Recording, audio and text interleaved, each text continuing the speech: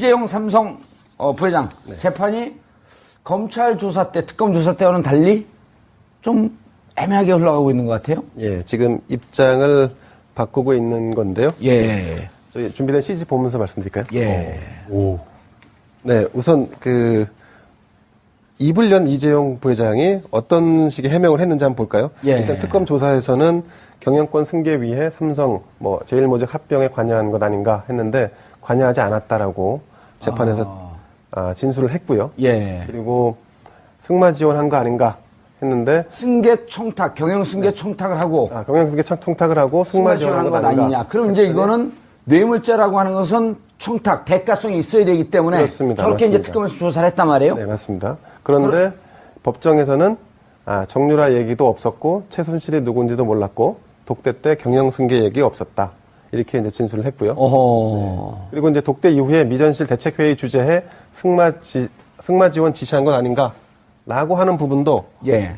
이제 마찬가지로 약간 꼬리를 잘 넣는 셈인데 회의 주재한 적 없고 지원 지시한 적 없다. 그리고 저 회의는 최지성 부회장이 총괄했다. 이렇게 지금 진술이 바뀌고 있는 상황입니다. 그러니까 저 독대 이후 미전실 대책회의 주재 저거는 2015년 7월 25일 박근혜 대통령과 2차 만남 이후에 네, 그렇습니다. 박근혜 대통령한테 야단 맞았다는 거 아니에요? 그렇습니다. 네. 야단 맞고 긴급하게 회의를 주재했는데 회의 주재한 적도 지시한 적도 없다. 네. 최지성 미전실장에게 그룹 현안 보고받은 게 사실 아닌가? 승마 지원 보고받지 못했다. 그러니까 그룹 현안에 대해서 보고받지 않았다라고 해서 지금 이 사건에서 이재용 부회장이 사실상 죄가 없다라고 하는 방향으로 그 진술을 바꾸고 있는 진술을 이제 가져가고 있는 상황인 거죠. 그렇죠. 어쨌든 특검에서 조사했던 내용과는 지금 완전히 정반대. 그렇습니다. 그런 주장을 하고 있는 거네요. 그런데 이게 이제 특검에서 조사할 때의 내용과 그리고 법원에서 진술할 때의 내용이 이렇게 번복됐을 때 우리는 언론 보도를 통해서만 보지 않습니까? 예컨대 그러지 않았다는데 사실이 아니라는데 정유라도 몰랐다는데 이건 이제 언론 보도만 놓고 보면 그러면 이재용 부회장이 무죄가 나오는 거 아니야? 라고 이제 여론이 형성될 수도 있는데 근데 재판부와 특검은 다 알고 있죠. 당시 상황에서 이들이 진술한 내용이 더 진실에 가까운지 아니면 현재 증인이 아니라 지금 증인들은 위증을 만약에 증인으로 나왔으면 위증을 할 수가 없죠. 지금은 피고인 당사자로 나와서 얘기를 하는 거기 때문에 피고인 당사자는 철저하게 자기 자신의 이익을 위해서 거짓말을 할 수도 있고 그렇습니다. 네. 방어하기 위해서 온갖 수단을 다 해도 이것은 죄를 물을 수가 없는 거 아니에요? 그렇습니다. 그래서 지금 미전실이라든가 삼성 관계자들이 나와서 입장을 번복하고 있고 과거 진술을 번복하고 있는데 근데 이게 결과적으로는 법원이 그런 부분을 다 인지하고 있다는 것을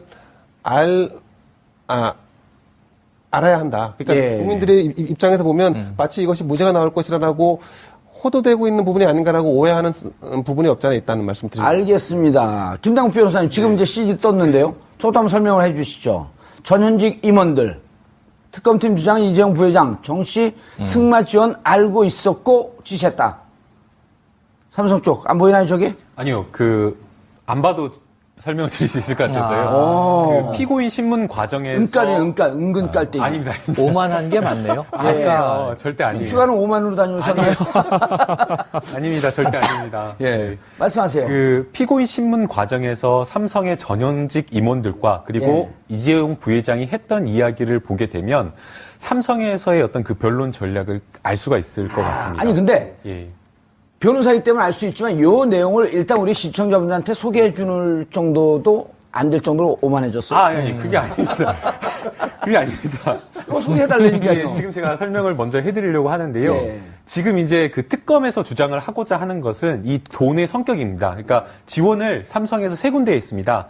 재단에다가 먼저 했고요. K재단, K스포츠재단과 미르재단에게 출연을 했고요. 그 다음에 이제 두 번째는 정유라에게 독일에 날아가서 삼성이 직접 한 200억 원 정도 지원하는 계약을 체결하고 용역 계약을 비덱스토스죠? 체결하고, 예. 200원 정도의 그 용역 계약을 체결하고 실제 80억 정도를 투자를 해서 말을 사주고 했습니다. 예. 그리고 이제 세 번째가 16억 원 정도 되는 장시호. 동계 스포츠 영재 센터에다가 지원을 한 겁니다. 그렇기 때문에 돈을 준 사실 자체는 부인을 못 하는 거죠. 그렇다고 한다면 이 돈의 성격이 어떤 것이냐를 놓고 이제 쟁점이 되는 것인데 특검에서 주장을 하고 하는 것은 이것은 뇌물이다라고 하는 것입니다. 예. 그렇다고 한다면 이게 뇌물의 성격을 띠려고 하면 어떤 것들을 입증을 해야겠는가라고 한다면 뇌물을 준 이유를 밝혀야 되는 거죠. 그래서 그 뇌물의 이유가 바로 되는 것이 바로 부정한 청탁이라고 하는 그 삼성의 경영권 승계와 관련된 내용이 바로 이유인 겁니다. 예. 그렇다고 한다면 무엇을 임원들. 그리고 무엇을 보고 그러면 최순실한테 줬냐라고 하는 것은 바로 최순실과 박근혜 전 대통령과의 관계를 알았다라는 것이 전제가 돼야 되기 때문에 이재용 부회장이 과연 언제 이 최순실과 박근혜 전 대통령의 관계를 알았는가를 입증하게 되는 겁니다. 예. 그리고 이제 여기서 이제 가장 중요한 핵심적인 내용이 바로 박근혜 전 대통령과 이재용 부회장의 독대입니다. 예. 이 독대 과정에서 어떤 내용을 나왔는가가 굉장히 중요한 내용인데요. 예. 이 부분과 관련해서 이제 뭐 세 차례 독대를 했는데 두 번째 독대 과정에서 굉장히 질책을 받았고 이 두 번째 과정에서 독대 다음에 바로 이재용 부회장이 뭐 이렇게 회의를 소집해가지고 뭐 제주도에 내려간 임원들을 불러가지고 회의를 하고 그다음에 이 회의가 끝나자마자 삼성전자 사장이 이제 독일까지 날아가서 직접 지원을 하고 이러한 어떤 지시의 과정이 굉장히 중요하다라는 것이죠. 근데 이 부분과 관련해서 사실상 그 삼성의 전현직 임원의 특검의 진술과 그다음에 이재용 부회장의 진술이 조금 달라졌습니다. 이 부분까지도 같이 설명을 할게요. 그러니까 지금 아까 그 부회장 얘기를 했기 때문에 임원들 삼성 쪽 주장 다시 한번 CG 띄워주시죠. 그러니까 지금 총론을 말씀하신 거고 제가 바뀐 걸 말씀드리면 아까 이재용 부회장 모른다 관여하지 않았다 이렇게 3번 부인했잖아요. 지금 베드로가 됐잖아요. 그거 하고 임원들이 새벽닭이 울기 전에 3번 부인할 그렇죠. 것이다. 그걸 임원들이 말을 맞춰야 돼요. 그래서 무슨 얘기를 하는 거냐면 최지성 부회장이 딱 나와서 저기 나왔네요. 특검에서는 안 했던 이야기를 법정에서 한 것이 이재용 부회장은 미전실의 의사결정에 별로 관여하지 않아요. 우리가 다 알아서 해요. 이렇게 얘기를 한 거예요. 저기 그러네. 이 부회장의 그런 현안을 일일이 보고하지는 않는다. 누가 될까봐 이 현안은 이 부회장한테 보고 안 해서 부회장께서는 모르신다. 이렇게 얘기를 한 거고요. 그게 아주 중요한 게 장충기 전 사장 얘기인데 이 얘기는 특검에서 이 사람은 뭐라고 적어냈냐면 이재용 부회장이 박근혜 전 대통령을 독대하고 나와서 그쪽에 사업계획서를 툭 던져줘서 이게 2월 15일 얘기거든요. 그렇죠. 3월 3일 날 이 10억 얼마가 장시호에게 돈이 들어가는 거예요. 동계 스포츠 영재 센터에 대한 돈이 들어가는 거예요. 2016년 2월 3월에 벌어진 일입니다. 세 번째 독대가 2월 15일에 있었고요. 근데 법정에서는 말이 완전히 바뀐 게 부회장이 대통령에게 받아서 전달해줬다고 생각한 그 문서를 지금 생각해보니 안종범 수석한테 내가 직접 받은 것 같은데요. 윗선끼리에 주고받은 상황을 싹 삭제해버린 거예요. 이게 아주 묘한 대목인데 사실은 이게 장시호 씨 쪽의 얘기에 의하면 최순실이 갑자기 전화 와서 야, 그 예산 좀 들어간 자료 빨리 날려 그래서 퀵으로 보낸 거예요. 퀵으로 전달이 돼서 이 대통령과 부회장이 독대 자리에서 박 전 대통령이 툭 건넨 것으로 전해졌던 얘기를 완전히 위를 잘라버린 겁니다.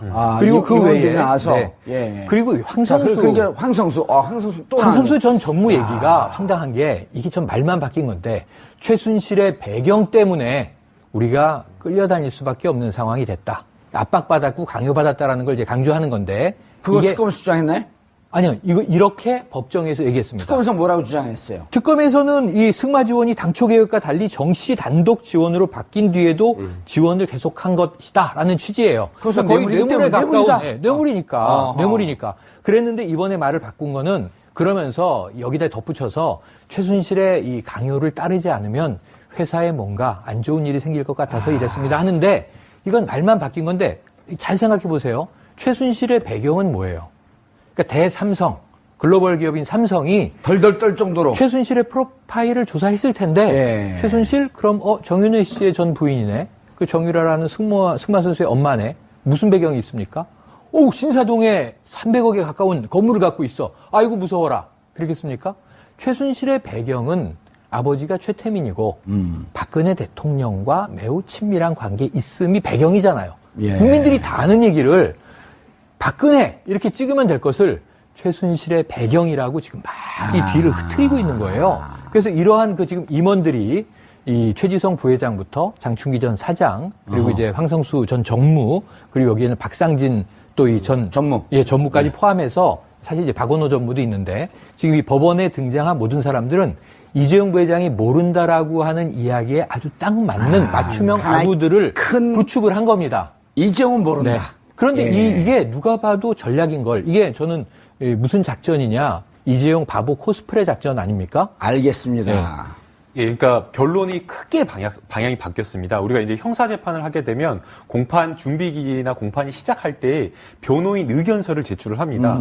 그런데 이 변호인 의견서를 제출하는 것은 향후에 진행되는 공판 기일 과정에서 변호인이 어떤 전략을 가지고 어떻게 변론을 하겠다라는 중요한 쟁점이 들어가는 것이거든요. 변론의 기본 논조는 무엇이다라고 하는 뼈대인 전체 거죠. 뼈대를 맞춰주는 예, 그런데 이게 처음에 들어갈 때에는 이재용 부회장이 영장실질심사에서도 박근혜 전 대통령의 강압에 의해서 어쩔 수 없이 이것을 지원하게 되었다라는 이야기를 하게 됩니다. 이재용 부회장이 알았다. 예, 그렇게 이야기를 했다가 어허. 갑작스럽게 이제 중간에 최순실의 겁박에 의해서 그 이야기가 갑자기 나오다가 마지막에 가니까 박근혜 전 대통령의 강요 이야기는 쑥 빠져버린 겁니다. 저기 그 도표가 나와 있고. 그렇죠. 바로 어마어마하게 변론이 달라지는 건데요. 이 변론의 내용이 달라지는 이유는 바로 이겁니다. 만약에 이재용 부회장이 박근혜 전 대통령의 강요에 의해서 했다라고 변론이 그렇게 가게 되면 결국에 독대 과정에서 이재용 부회장이 박근혜 전 대통령으로부터 최순실에게 어떠한 승마와 관련된 지원을 하라라는 이야기를 들었고 그거와 관련된 내용을 이재용 부회장이 나와갖고 본인이 삼성 전현직 임원들에게 지시를 했고 그리고 지시를 했다라고 한다면 당연히 어떻게 되겠습니까? 그와 관련된 지시 지원 내용이 보고가 됐지 않겠습니까? 그러니까 이 내용을 전체적인 내용을 다 알게 되는 거죠. 그런데 지금 이재용 부회장의 지금 변론의 굉장히 지금 핵심적인 방향은 그렇게 했다라고 하게 되는 경우에는 이 재판부가 이 돈을 받은 이 삼성이 지원하는 금융의 성격 가지고 과연 광요에 의해서 한 것이냐 아니면 뇌물에 의해서인가 대가성이 있었냐. 그렇죠. 그 부분과 관련해서 굉장히 깊이 있게 고민하게 될 것이니까 만약에 이게 뇌물이라고 하는 결론이 나오게 되면 큰일이다. 그러니까 변론 방향을 바꿔야 된다. 그럼 어떻게 바꿀 것이냐? 삼성은 이렇게 하는 겁니다. 어차피 이거는 삼성이 결정을 한 거니까. 그렇죠. 이재용 부회장은 아예 여기에 관여 지시 자체를 하지 않았다라는 그런 결론 방향을 끌고 가려고 하는 겁니다. 그래서 아까 이제 교수님께서 말씀하신 대로 여러 가지 강론의 그런 진술들이 다 이렇게 나온 거죠. 근데 제가 이 진술이 바뀌는 이 상황을 보면서 든 생각인데. 아니 일단 저기 최지성 발언 좀 보세요. 이 부회장이 평소에 복계자라서 이 부회장 자본시장법을 잘 모를 것. 그러니까 승계 과정, M&A, 삼성물산 제일모직의 합병 이걸 잘 모르는 이재용 부회장의 원래 본명은 이 바보. 한마디로 말하면 멍청하다라는 거죠. 근데 바보라는 표현이 좀 그렇지 않은 것 같아요. 스투피드라고 하세요. 바보 전략. 어쨌든 자, 이재용 부회장에게는 가족이 있습니다. 그러니까 어머니도 계시고 예. 또 계열사의 대표를 맡고 있는 동생들도 있습니다. 예. 미래전략실의 성격을 볼까요? 삼성그룹의 미래전략실이라는 곳은 그룹 총괄 조정 역할을 하면서 오너의 직속으로 비서실이죠 일종의 비서 역할도 겸하는 그러니까 그룹 전체의 총괄 역할을 하는 거죠. 근데 여기에 실장이 최지성 부회장이었던 것이지 예. 이 조직은 그야말로 오너를 위해 존재하는 조직이었단 말이죠. 오너의 직계 조직. 그렇습니다. 그렇다 한다면 만약에 지금 이 진술이 맞다면 법정에 산 진술. 예, 이게 맞다면 이 미전실의 보고 체계가 이재용 부회장에 가지 않고 다른 오너에게 갔을 수 있다라는 짐작이 가능합니다. 그렇지 않고는 지금 그룹을 병합하고 인수합병을 하는 이런 큰 문제, 중요한 포인트네. 이런 부분들을 그러면 자기들이 알아서 했다? CEO도 아니고 오너한테 보고도 안 하고. 더군다나 이분들은 CEO가 아닙니다. 예. 각 계열사에서 그야말로 연합군 형태로 모아놓은 분들이기 때문에 제일모직이라든가 아니면 삼성물산이라든가 여기에서 독자적으로 판단하는 분들이 아니에요. 이걸 조정하는 분들이. 그럼 조정하면 그럼 결과를 보고해야 할 거 아니겠습니까? 보고 안 하고 한 거야. 근데 지금 말하는 거는 보고하지 않았다, 아무것도 몰랐다? 야. 그러면 막장 드라마 같아요. 보고 체계가 이재용 부회장이 아니었다는 얘기와 다름이 아닌 것처럼 느껴질 수 있습니다. 법이 이 재판이 조금 더 진행되면 최지성이 마지막에 이럴 것 같아요. 사실 삼성전자는 내 거였다. 그래서 사실은 굉장히 위험한 전술인 게 이게 막판이긴 이제 곧 이제 선고가 나니까 이렇게 지금 하는 것 같은데 예. 이게 가족에게도 예, 불똥이 튈 수 있는 거죠. 왜냐하면 보고를 안 했을 리가 만무하거든요. 아니, 근데 제가 하나만 추가할게요. 근데 최근 평론가님, 네. 제가 궁금한 게 네. 3차 독대를 했잖아요. 그랬죠. 1차가 2014년 9월 15일. 네. 2차가 2016년, 2015년 7월 25일. 네. 3차가 2016년 2월 15일. 왜 5일 날만 만나요? 아, 그건 제가 모르겠는데요. 오만해서 그런가. 그러니까 그거보다 뭔가 아니, 휴가는 5만 원으로 다니면서. 길이를 잡는 방법이 있겠죠. 그런데 이게 저는 길이를 잡는 방법이. 마지막에 전략을 변경한 게 얼만큼 삼성이 지금 나쁜 일을 저지르고 있다고 좀 고발하고 싶냐 하면 아, 나쁜 일을 저지르고 있다. 그러니까 애초에 전략은 일관적이에요. 예. 대가성 없다, 뇌물 아니다, 우린 강요받았다. 그래서 2차 독대 때 나온 얘기가 레이저빔을 맞는다는 것이 이런 느낌이구나. 이게 왜 승마 지원 안 하냐고 이 협회사인데 이 야단을 맞고 나와서 그런 얘기를 툴툴대면서 임원들을 다 소집해서 모아놓고 5분 동안 얘기를 안 했다라는 얘기도 있었잖아요. 그랬는데 네. 지금 강요는 일관적이에요. 근데 강요에서 이재용 부회장이 의사결정에 참여하지 않았고 참 바보스럽게도 경영자지만 이런 내막을 몰랐다. 지금 이렇게 가는 게 마지막에 도입된 건데 전 이것은 조윤선 전 장관의 무죄에서 강한 영감을 받았다. 이런 생각을 해요. 예. 그런데 왜 삼성이 아주 이 국가적으로 지금 나쁜 일을 저지르고 있는 거냐면 재판에서 박근혜 전 대통령을 뺐어요. 왜냐하면 만에 하나 강요든 뇌물이든 지금 박 전 대통령을 이 삼성과의 고리에서 끊어내야만 최순실의 강요와 압박, 무슨 짓을 했든 최순실이 총을 꺼냈든 이거는 뇌물죄가 아닙니다. 왜냐하면 공직자가 등장하지 않거든요. 공직자가 있어야 직접 뇌물, 제3자 뇌물이 존재하기 때문에 박근혜 전 대통령을 이 그림에서 제거하면 최순실만 남겨놓으면 최순실이 뭐 조폭의 깽보스였다, 알카포네인 줄 알았다, 뭐 배경이 엄청 센 줄 알았다 그러면 강요가 성립이 돼도 뇌물로부터는 아주 안전해지는 거죠. 그래서 지금 삼성이 박 전 대통령에게 면죄부를 주는 재판을 하고 있는 거예요. 뇌물과 관련해서는. 그런데 이제 다만 전 다행으로 생각하는 게 이 전략이 너무 바투게 결심 공판 직전에 이루어지면서 재판부를 별로 감동시키지 못할 것 같다. 전 국민도 바보 코스프레 한다고 지금 비웃고 있는 상황을 무슨 판사들만 그럼 모르쇠 하고 이것을 그랬습니까? 이러겠냐 싶은 거죠. 예. 그게 저는 별로 먹히지 않는 전략이라는 생각에는 안도감이 드는데 그럼에도 불구하고 참 나쁜 일을 막판에 벌이고 있네요. 재판에서. 김남국 변호사님. 그런데 저는 그 변호사들의 심정은 이해하고 싶어요. 밥값은 해야 될 거 아니에요.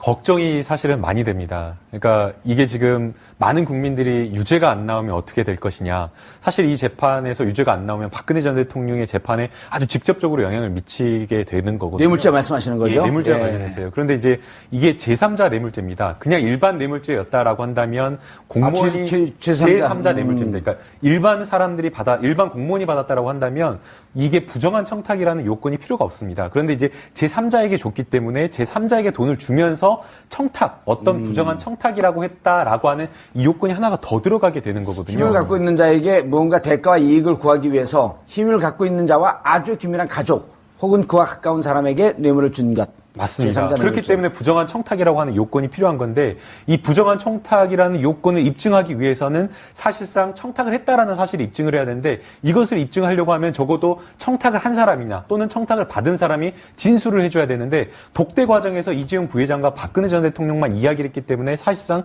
직접적으로 이게 입증이 안 되는 겁니다. 그래서 이제 특검은 말씀 자료, 박근혜 전 대통령이 독대하기 전에 들어간 그 말씀 자료 이거와 그 다음에 독대하고 난 다음에 안종범 전 수석에게 지시한 안종범 전 수석의 수첩 내용을 가지고 간접적으로 이제 정황 증거에 의해서 입증을 하려고 하는데 이와 관련된 아예 직접적인 내용이 있어 버립니다. 그러니까 박근혜 전 대통령이 나는 그러한 이야기를 하지 않았다라는 진술이 있고 또 이재용 부회장도 역시 독대 과정에서 전혀 그런 이야기가 없었다라고 또 이야기를 하고 있고 또 가사 그러한 내용의 어떤 진술들이 설사 하면 안 되겠지만 설사 그런 내용의 진술이 있다고 하더라도 사실은 이게 박근혜 전 대통령이 그냥 대기업이나 경제 현안을 챙기기 위해서 할 수 있는 진술이라고 해버린다라고 한다면 사실은 이 형사재판이라고 하는 것이 그냥 어떤 추정이나 추리에 의해서 할 수가 있는 것이 아니라 증거를 입증을 할 수 있는 엄격한 증거에 의해서 입증이 되기 때문에 사실상 이게 유죄가 나오기가 쉽지 않을 수도 있다라는 생각이 들기 때문에 지금 제가 땀을 흘리고 있습니다. 제가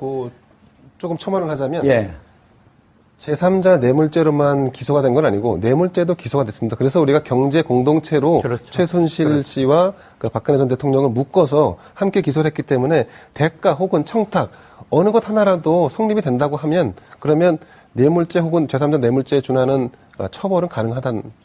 알겠습니다. 최윤 평론가님, 네. 지금 이제 이 김남국 변호사님이 요즘 조금 바쁘셔갖고 네. 최근에 나온 증거에 대한 업데이트가 안 된 것 같아요. 그렇죠. 지금까지 하신 말씀이 이제 청와대 캐비넷 문건 나오기 전이죠. 정유라 씨가 법정 증언하기 전에까지 네. 상황이거든요. 그렇죠. 행정관은 뭐라 그러냐면 내 생각을 담았다.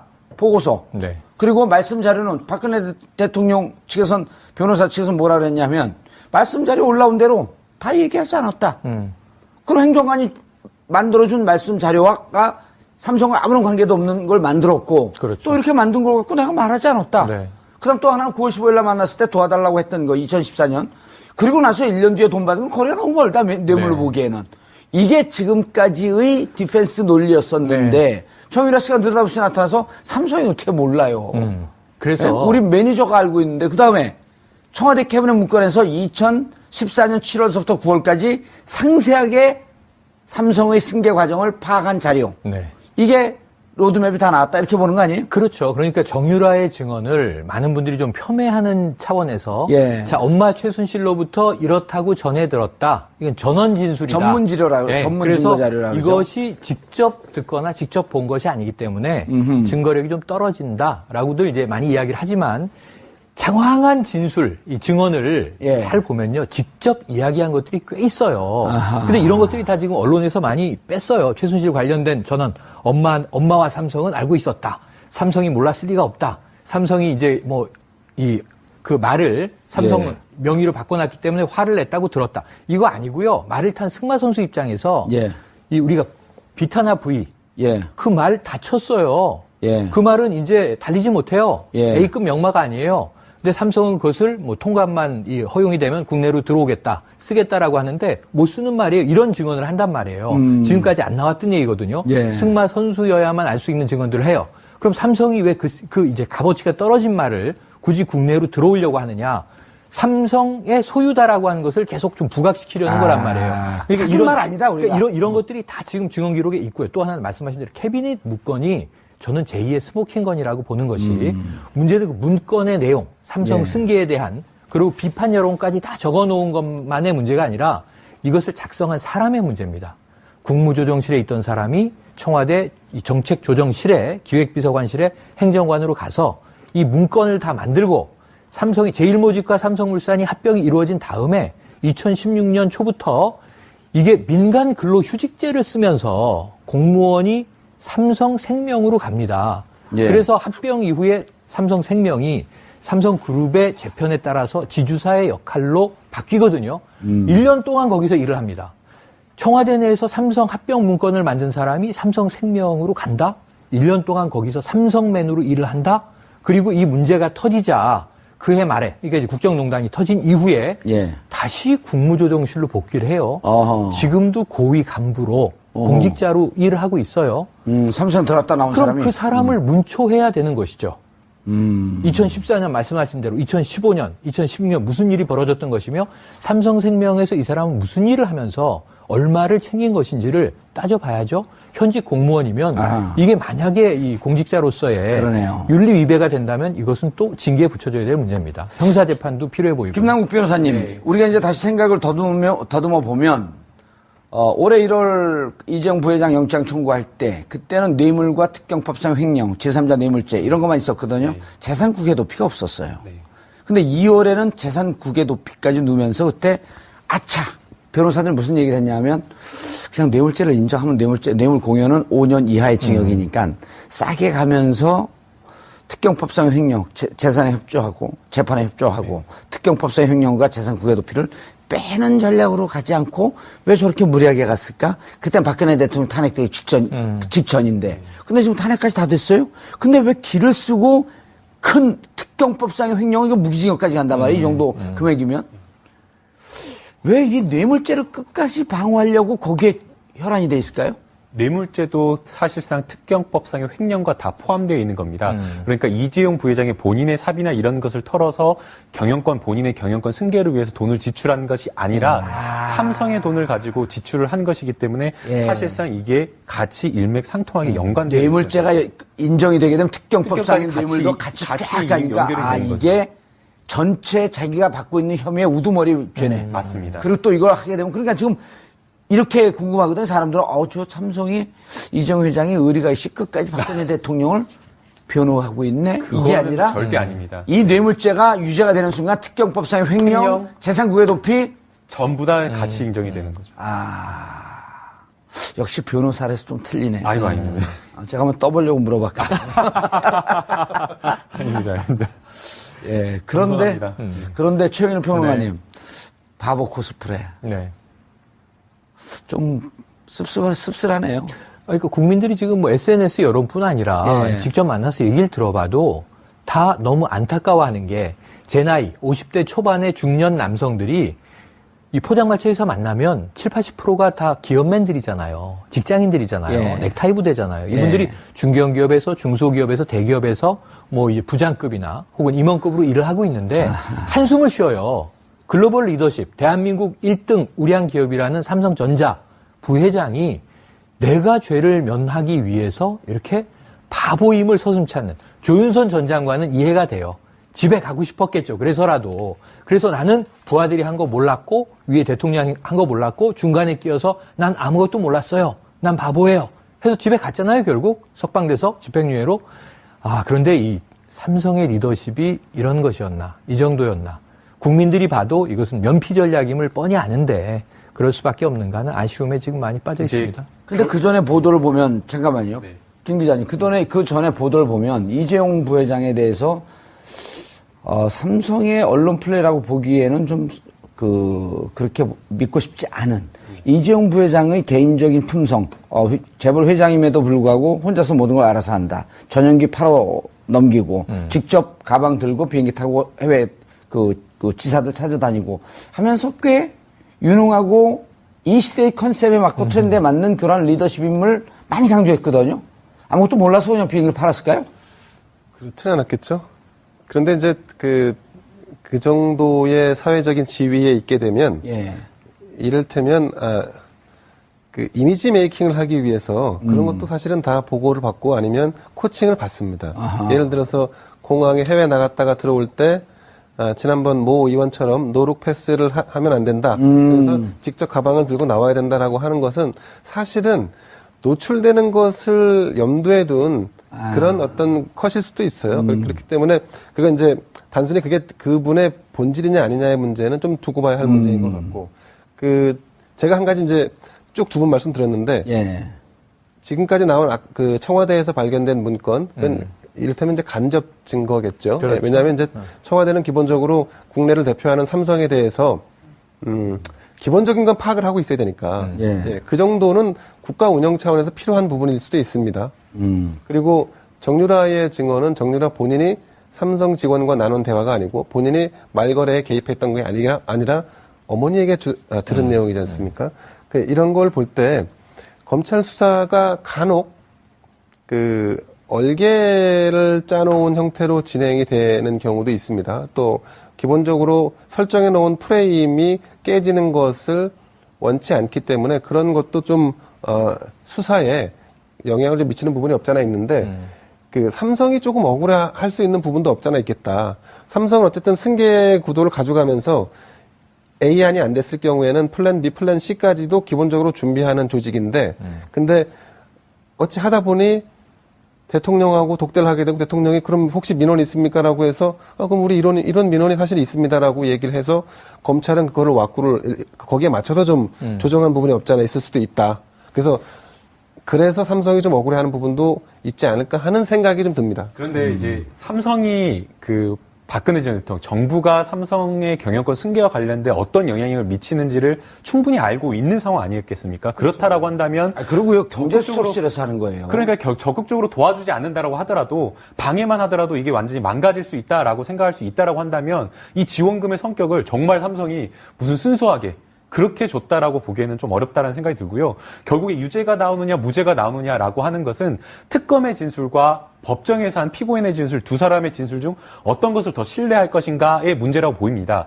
법정 원래 기본적으로는 공판 중심주의이기 때문에 그렇죠. 판사 앞에서 한 이야기를 더 신뢰하는 게 맞습니다. 그러나 특검에서의 진술도 내용을 보게 되면 그 상황을 보게 되면 사실상 이 사건이 바로 난 다음의 직후, 그러니까 기억으로부터 훨씬 더 가까운 시일에 한 것이고요.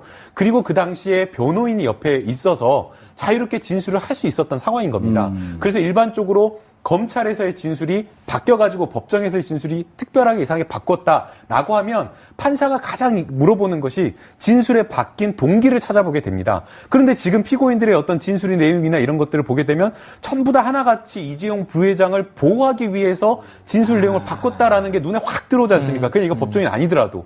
그렇다고 한다면 아마 재판부에서도 이것은 피고인의 어떤 피고인 신문 과정에서 나온 진술 자체를 그대로 신뢰하기는 어렵다. 오히려 이 진술보다는 생각해 보십시오. 상식적으로 아까 기자님께서 말씀하신 대로 미전실이라고 하는 게 이재용 부회장을 위한 것이라고 한다면 이 법정에서 진술도 역시 이재용 부회장을 덮어주기 위한 거짓 진술일 가능성이 높다라고 생각을 하고 특검에서의 진술을 더 신뢰할 가능성이 높아 보입니다. 우선 이렇게 보죠. 최근에 평론가님. 네. 자, 문제는 지금 이제 우리 김남국 변호사가 말씀하신 게 이용우 대법원장이 검찰 조서를 집어던져라.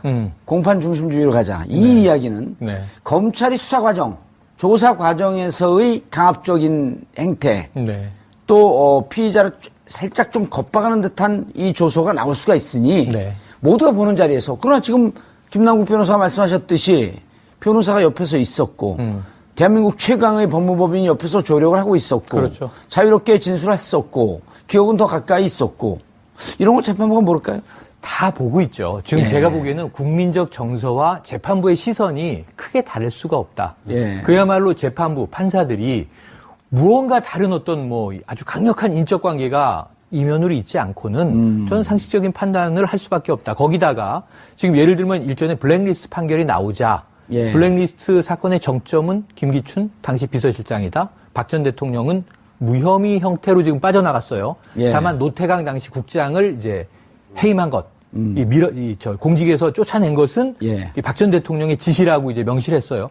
특검은 그 부분은 이쪽의 증거로 채택을 했고 아마 저쪽 변호인단은 블랙리스트에서는 박 대통령은 자유롭다라는 걸 채택할 거예요.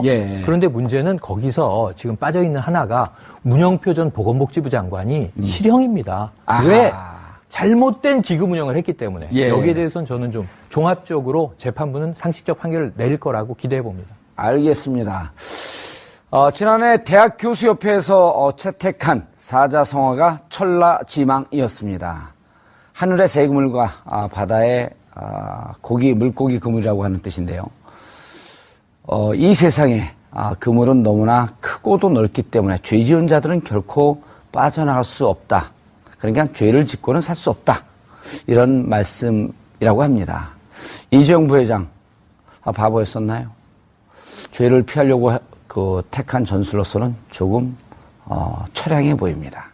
이 당초 계획과 달리 정시 단독 지원으로 바뀐 뒤에도 지원을 계속한 것이다라는 취지예요. 그래서 거의 뇌물에 가까운 뇌물이니까. 뇌물이니까. 그랬는데 이번에 말을 바꾼 거는 그러면서 여기다 덧붙여서 최순실의 이 강요를 따르지 않으면 회사에 뭔가 안 좋은 일이 생길 것 같아서 이랬습니다 하는데 이건 말만 바뀐 건데 잘 생각해 보세요. 최순실의 배경은 뭐예요? 그러니까 대삼성 글로벌 기업인 삼성이 덜덜 떨 정도로 최순실의 프로파일을 조사했을 텐데 최순실 그럼 정윤회 씨의 전 부인이네. 그 정유라라는 승마 선수의 엄마네. 무슨 배경이 있습니까? 신사동에 300억에 가까운 건물을 갖고 있어. 아이고 무서워라. 그러겠습니까? 최순실의 배경은 아버지가 최태민이고 박근혜 대통령과 매우 친밀한 관계 있음이 배경이잖아요. 국민들이 다 아는 얘기를 박근혜 이렇게 찍으면 될 것을 최순실의 배경이라고 지금 막 이 뒤를 흐트리고 있는 거예요. 그래서 이러한 지금 임원들이 이 최지성 부회장부터 장충기 전 사장 그리고 이제 황성수 전 정무 그리고 여기에는 박상진 또 이 전 전무까지 포함해서 사실 이제 박원호 전무도 있는데 지금 이 법원에 등장한 모든 사람들은 이재용 부회장이 모른다라고 하는 이야기에 아주 딱 맞는 맞춤형 아구들을 구축을 한 겁니다. 이재용은 모른다. 그런데 이게 누가 봐도 전략인 걸. 이게 저는 무슨 작전이냐. 이재용 바보 코스프레 작전 아닙니까? 알겠습니다. 예, 그러니까 변론이 크게 방향이 바뀌었습니다. 우리가 이제 형사 재판을 하게 되면 공판 준비 기일이나 공판이 시작할 때 변호인 의견서를 제출을 합니다.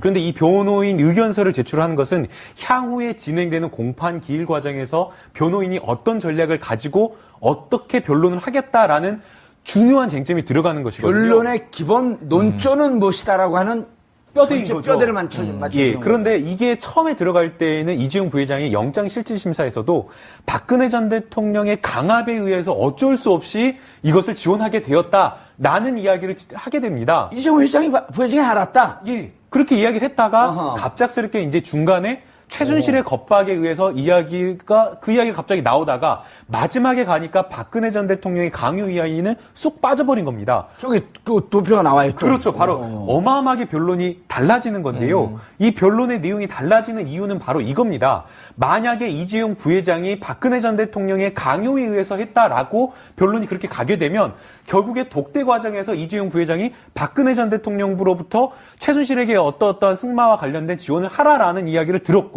그거와 관련된 내용을 이재용 부회장이 나와갖고 본인이 삼성 전현직 임원들에게 지시를 했고 그리고 지시를 했다라고 한다면 당연히 어떻게 되겠습니까? 그와 관련된 지시 지원 내용이 대통령과 이재용 부회장의 독대입니다. 예. 이 독대 과정에서 어떤 내용을 나왔는가가 굉장히 중요한 내용인데요. 예. 이 부분과 관련해서 이제 뭐 세 차례 독대를 했는데 두 번째 독대 과정에서 굉장히 질책을 받았고 이 두 번째 과정에서 독대 다음에 바로 이재용 부회장이 뭐 이렇게 회의를 소집해가지고 뭐 제주도에 내려간 임원들을 불러가지고 회의를 하고 그 다음에 이 회의가 끝나자마자 삼성전자 사장이 이제 독일까지 날아가서 날아가고. 직접 지원을 하고 예. 이러한 어떤 지시의 과정이 굉장히 중요하다라는 것이죠. 근데 이 부분과 관련해서 사실상 그 삼성의 전현직 임원의 특검의 진술과 그다음에 이재용 부회장의 진술이 조금 달라졌습니다. 예. 이 부분까지도 같이 설명을 할게요. 그러니까 아니요, 지금 아까 그 부회장 얘기를 했기 네. 때문에 임원들 삼성 쪽 주장 다시 한번 CG 띄워주시죠. 지금 총론을 말씀하신 거고 예. 제가 바뀐 걸 말씀드리면 예, 강문 아까 이제- 이재용 부회장 모른다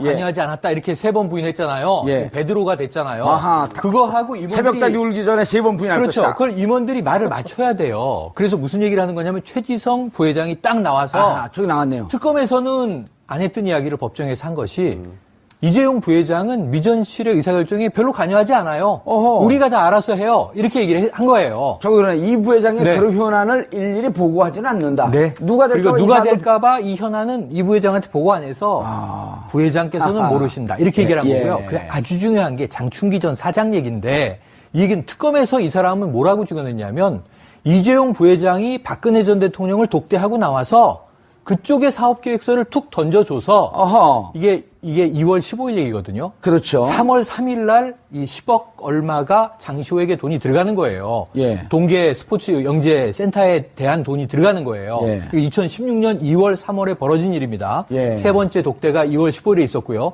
근데 법정에서는 말이 완전히 바뀐 게 부회장이 대통령에게 받아서 전달해줬다고 생각한 그 문서를 지금 생각해보니 안종범 수석한테 내가 직접 받은 것 같은데요. 윗선끼리에 주고받은 상황을 싹 삭제해버린 거예요.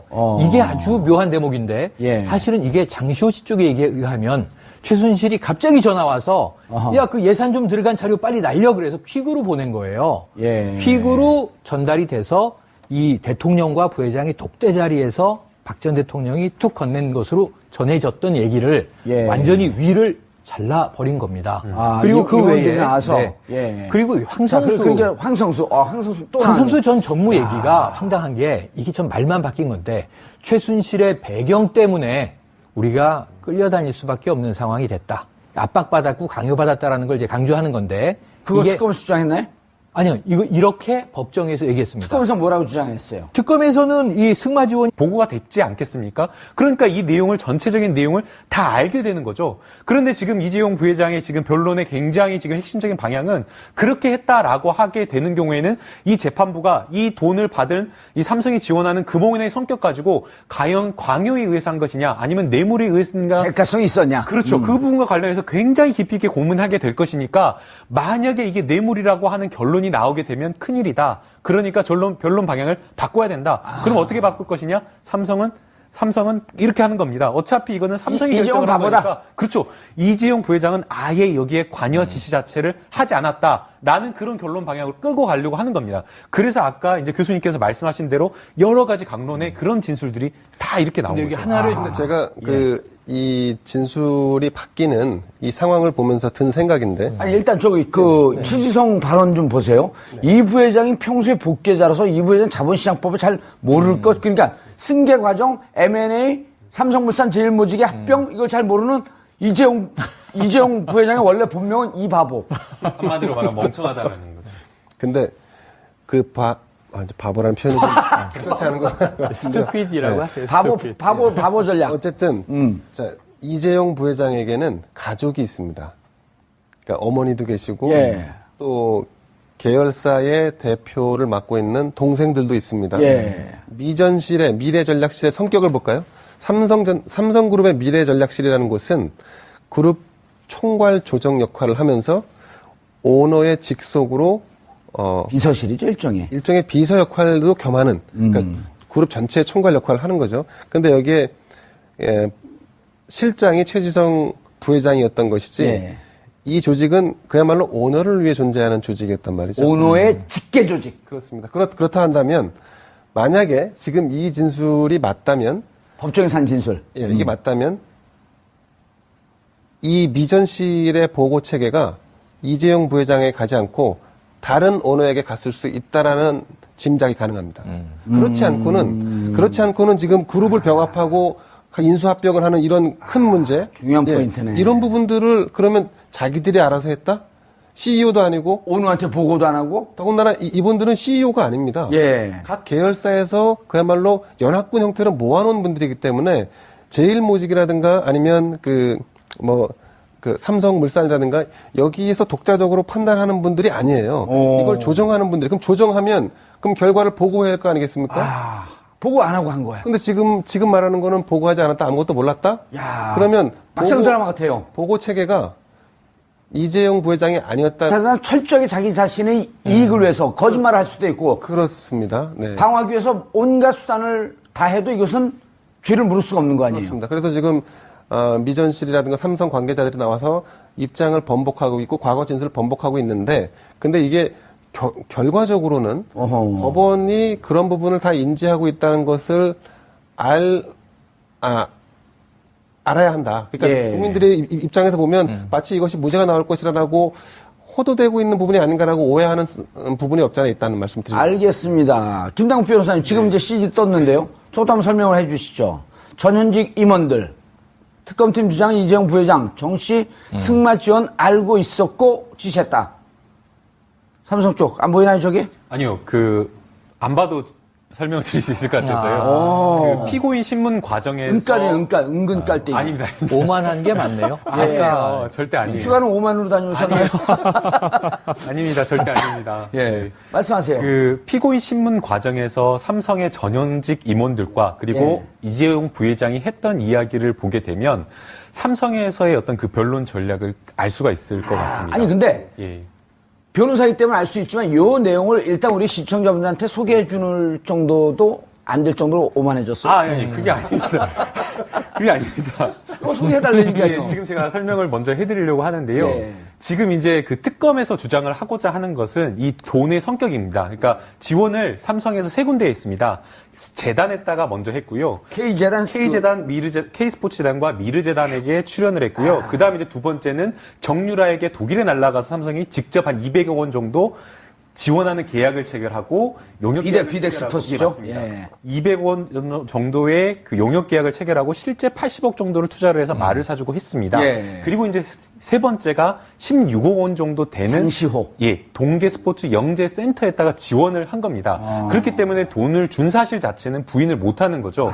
그렇다고 한다면 이 돈의 성격이 어떤 것이냐를 놓고 이제 쟁점이 되게 되는 것인데 특검에서 주장을 하고 하는 것은 이것은 뇌물이다라고 하는 것입니다. 예. 그렇다고 한다면 이게 뇌물의 성격을 띠려고 하면 어떤 것들을 입증을 해야겠는가라고 한다면 뇌물을 준 이유를 밝혀야 되는 거죠. 그래서 그 뇌물의 이유가 바로 되는 것이 바로 부정한 청탁이라고 하는 그 삼성의 경영권 승계와 관련된 내용이 바로 이유인 겁니다. 예. 그렇다고 한다면 무엇을 임원. 예, 그리고 무엇을 보고 그러면 최순실한테 줬냐라고 하는 것은 바로 최순실과 박근혜 전 대통령과의 관계를 알았다라는 것이 전제가 돼야 되기 때문에 이재용 부회장이 과연 언제 이 최순실과 박근혜 전 대통령의 관계를 알았는가를 입증하게 되는 겁니다. 예. 그리고 이제 여기서 이제 가장 중요한 핵심적인 내용이 바로 박근혜 전 이재용 삼성 부회장 재판이 검찰 조사 때, 특검 조사 때와는 달리 좀 애매하게 흘러가고 있는 것 같아요. 예, 지금 입장을 바꾸고 있는 건데요. 예. 저희 준비된 CG 보면서 말씀드릴까요? 예. 오.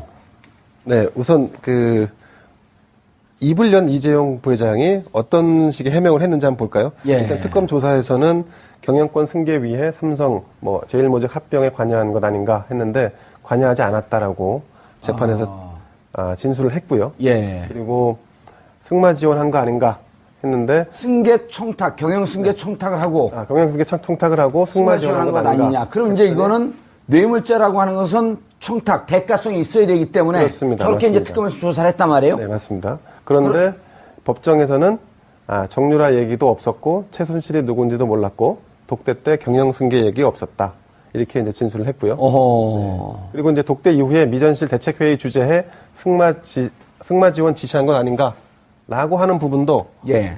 이제 마찬가지로 약간 꼬리를 잘 넣는 셈인데 회의 주재한 적 없고 지원 지시한 적 없다. 그리고 저 회의는 최지성 부회장이 총괄했다. 이렇게 지금 진술이 바뀌고 있는 상황입니다. 그러니까 저 독대 이후 미전실 대책회의 주재 저거는 2015년 7월 25일 박근혜 대통령과 2차 만남 이후에 네, 그렇습니다. 박근혜 대통령한테 야단 맞았다는 거 아니에요? 그렇습니다. 네. 야단 맞고 긴급하게 회의를 주재했는데 회의 주재한 적도 지시한 적도 없다. 네. 어허. 최지성 미전실장에게 그룹 현안 보고받은 게 사실 아닌가? 승마 지원 보고받지 못했다. 그러니까 그룹 현안에 대해서 보고받지 않았다라고 해서 지금 이 사건에서 이재용 부회장이 사실상 죄가 없다라고 하는 방향으로 그 진술을 바꾸고 있는 진술을 이제 가져가고 있는 상황인 거죠. 그렇죠. 어쨌든 특검에서 조사했던 내용과는 지금 완전히 정반대. 그렇습니다. 그런 주장을 하고 있는 거네요. 그런데 예. 이게 이제 특검에서 조사할 때의 내용과 그리고 법원에서 진술할 때의 내용이 이렇게 번복됐을 때 우리는 언론 보도를 통해서만 보지 않습니까? 예컨대 그러지 않았다는데 사실이 아니라는데 정유라도 몰랐다는데 이건 이제 언론 보도만 놓고 보면 그러면 이재용 부회장이 무죄가 나오는 거 아니야? 라고 이제 여론이 형성될 수도 있는데 근데 재판부와 특검은 다 알고 있죠. 당시 상황에서 이들이 진술한 내용이 더 진실에 가까운지 아니면 현재 증인이 아니라 지금 증인들은 만약에 증인으로 나왔으면 위증을 할 수가 없죠. 지금은 피고인 당사자로 나와서 얘기를 하는 거기 때문에 피고인 당사